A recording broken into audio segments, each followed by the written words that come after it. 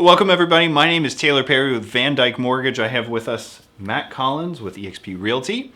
We're going to talk real quickly about investment properties because, with the market being as crazy as it is, an investment property, typically an investment is you get in cheap and you sell high. But at this point, we're getting in high. Is it still a good idea to even look at investment properties? It really is a good question. And so there's a couple of different things that we take a look at, right? So one, we want to take a look at cash flow. So at the end of the day, is the property cash flowing?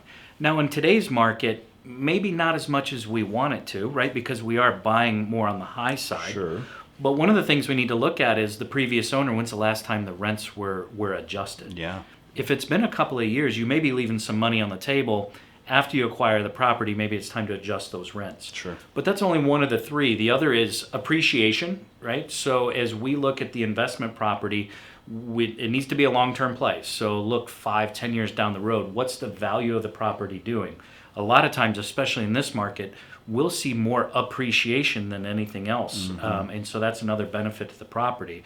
And then there's a tax advantage, right? So as individuals, when we buy that investment property, there is a significant tax savings that we can take advantage of. Now, I'm no CPA. I definitely recommend you talk to your accountant on that one.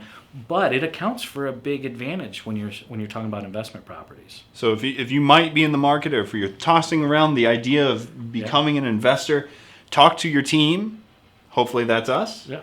And we'll guide you through the ideas of what you need to know and kind of help you guide through these waters. So Absolutely. Thank you for watching. We appreciate your time. Please like and subscribe, and we'll see you next time.